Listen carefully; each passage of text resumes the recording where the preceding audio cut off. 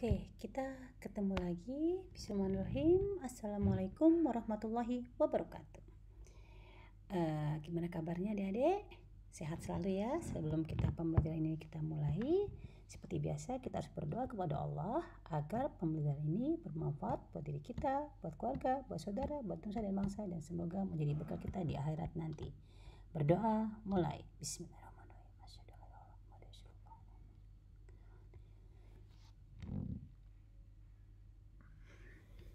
Semoga adik-adik semester 7 kewirausahaan 1 keperawatan Universitas Bangsa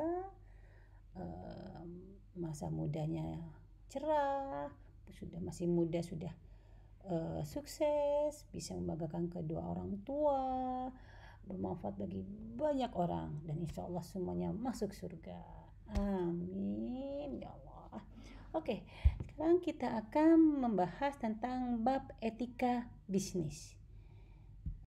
Jadi, apa saja yang akan dibahas dalam pembelajaran kali ini, yaitu kita akan menjelaskan bagaimana menciptakan bisnis dengan etika yang baik. Tidak hanya memikirkan keuntungan semata. Kemudian kita akan menjelaskan bagaimana menjalankan usaha untuk jangka panjang dengan menyiapkan segala hal yang terkait dalam etika, baik dalam relasi internal maupun eksternal. Selanjutnya menjelaskan rahasia sukses sepanjang masa.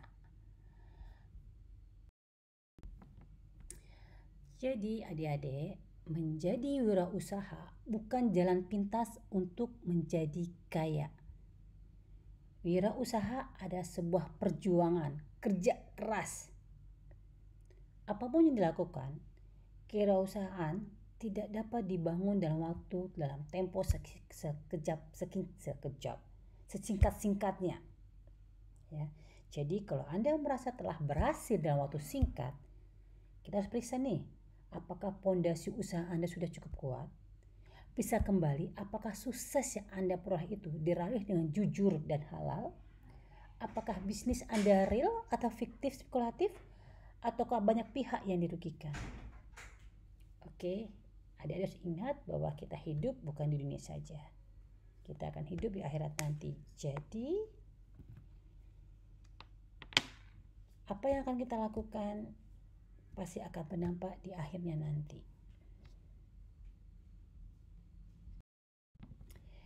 Sehingga perlu direnungkan nih bagi adik-adik, semoga adik-adik semua ada calon kewirausahaan, akan menjadi calon pengusaha sukses, seorang entrepreneur yang sukses di masa mudanya. Jadi harus ada pertanyaan nih, renungan buat kita semua ya. Apakah benar ada cara instan yang halal untuk menjadi kaya? Oke. Apa yang dilakukan orang akan menjadi kaya? Apakah dengan kaya otomatis Anda menjadi wirausaha? Dan apakah Anda pantas sudah saatnya hidup bergelimang harta? Ini filsafat banget loh pelajarannya nanti ini. Jadi berusahalah dengan memegang teguh nilai-nilai etika. Sadari Anda muda dan jangan berkompromi sekecil apapun. Bangunlah karakter dan milikilah reputasi. Terus diingat. Jadi bukan masih muda, bergelimang harta kaya, raya-raya, kemudian kena KPK. Banyak loh yang masih muda kena KPK. Karena apa ya tadi? Karena ingin kaya raya secepat mungkin. Ingat kasus Gayuh yang pajak, coba masih muda itu. Walaupun akhirnya dia sekarang hilang ya, nggak salah ya. Atau satu lagi, Sondah yang istrinya Haji Mas Said, masih muda loh. Coba, karena apa coba mereka seperti itu? Yang berpikir ingin kaya raya secepat mungkin. Mereka lupa. Ya. Jadi kadang juga bukan disalahkan, mungkin karena budaya kita ya. Kadang orang tua kita nganggap kalau kita udah punya sesuatu, punya mobil, punya rumah, kayak segalanya, itu mengatakan kesuksesan. Oke, benar. Tapi itu perlu proses. Nah, tadi pertanyaan ini kalian renungkan. Apakah dengan proses itu Anda berjuang keras? Apakah halal? Ya, apakah emang sudah pantas ya saya bergelimang harta nih? Cuma ongkang-ongkang kaki, modal dengkul, santai-santai, saya akan bergelimang harta kekayaan. Apa iya? Seperti itu. Allah Maha tahu. Allah akan menilai sekecil-kecilnya. Kebaikan sekecil biji jarah ada balasannya. Kejahatan sekecil biji jarah pun ada balasannya. Nggak balasan di dunia, balasan di akhirat. Yakin itu. Ya. Oke, jadi kita lanjut. Reputasi dan karakter. Reputasi apa yang diucapkan para pelayat di sisi jenazah kita. Karakter apa yang diucapkan malaikat di hadapan Tuhan tentang kita. Kita pilih apa? Reputasi, nama baik. Gak penting loh nama baik. Gak penting jaga nama baik, gak penting. Yang penting berbuat baiklah terus.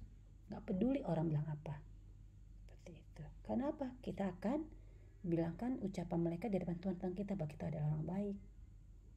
Bukan dibilangin orang baik. Gak penting. Jadi ingat, gak penting dibilangin orang baik. Yang penting berbuat baiklah setiap saat. Oke adik-adik, jadi ingat ya, semuanya adalah tergantung kita, pilihan kita. Kita mau kemana nih pilihannya? Semua Allah. Jadi kodok dan kadar, takdir baik, takdir buruk emang ada.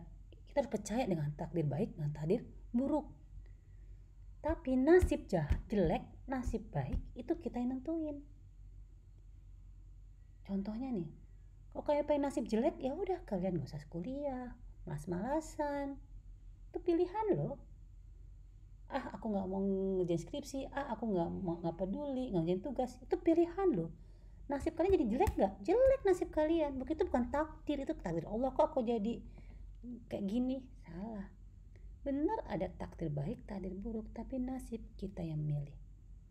Oke? Jadi, bagaimana berbisnis dengan etis? 1. Berperilaku jujur dalam menjalankan aktivitas. Ini meliputi seluruh aspek dalam menjalankan usaha. Mentaati tata nilai. Ketiga, walk the talk. Bermakna konsisten antara apa yang dilakukan dan apa yang diucapkan. Ini sebenarnya bukan masalah berbisnis aja sebenarnya. Dalam hidup ini, 3 nilai ini yang harus kita lakukan. Jujur yang utama. Kedua, taati tata nilai. Aja walk the talk. Apa yang kita ucapkan, ya kita jalani.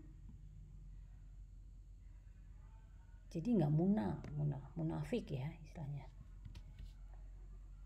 Jadi kalau masalah jujur, kamu perhatiin deh ya. Kalau temen aja suka bohong hal kecil aja, itu biasanya nggak jujur loh. Jadi kamu bisa ngamati teman. Kalau udah teman suka bohong, gak usah berteman sama dia. Kita nggak boleh berteman sama orang-orang yang nggak jujur. Seperti itu.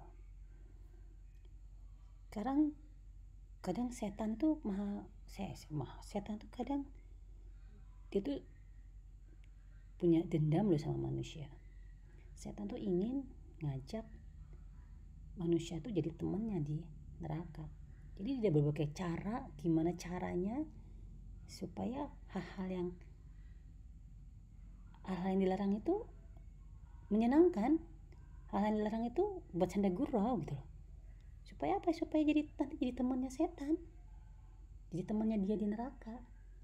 Kenapa dia dendam banget sama manusia? Kenapa coba? Setan itu hanya satu kesalahannya, gak mau nyembah Nabi Adam, dan dia gak dimaafin loh sampai akhir zaman nanti dia baru gak dimaafkan, dia akan dihukum di neraka. Sedangkan manusia, coba kita istighfar aja dengan sungguh-sungguh, Allah ampuni, dia benci banget sama manusia. masalah jujurnya anak-anak sekarang tuh karena bercandain. Contoh ya sederhana banget ya, itu hati-hati loh sebenarnya. Kalian suka ngomong istilah OTW. Lagi ngapa itu? Udah sampai mana? OTW. OTW itu apa sih katanya? On the way. Sudah di jalan. Kalian baru mau mandi aja dan ngomongnya OTW. Bener kan? Bohong nggak itu? Bohong sebenarnya kalian. Bohong hal kecil. Gitu aja kok bohong sih, kenapa? Hal kecil kok bohong loh. Hal kecil itu sengaja tuh saya buat seperti itu. Bercandaan dibohongin nanti makin kebiasaan, nanti jadi habit. Biasa. Nah, ibu sampaikan sampai sekarang nih, mulai sekarang nih ya, kan biasakan tuh jujur. Hal kecil jujur aja. Jujur sama orang tua, sama dosa, apa jujur aja. Dimarahin iya karena konsekuensinya, kenapa kamu melakukan hal seperti itu. Minta maaf, jangan ulangi lagi. Kalau sama orang tua, sama teman, sama saudara. Kalau sama Allah, mohon ampun. Ya, mulai sekarang coba belajar hal sederhana, hal kecil pun kita jujur sama teman. Dia sampai mana? Iya, ini lagi kamar mandi. Secepatnya habis mandi saya akan berangkat. Enak loh. Gak usah OTW sampai males-malesan. Yang nungguin kesel nggak? Kesel. Sama kalimat insya Allah. Nah itu jadi bercandaan loh. Sekarang kalimat insya Allah tuh dianggap nggak, artinya tuh nggak jadi. Jadi kan kita mau begini insya Allah namanya. Kalau udah insya Allah tandanya apa? Biasanya nggak jadi. Nah padahal harusnya nggak jadinya itu karena Allah, bukan karena kita ada niat nggak mau jadi. Coba setan udah buat kan, dan dibuat seperti itu kan. Hal kecil kita bercandaan, hal-hal kecil kita. Ini ada tugas ya. Ibu pernah sampaikan yang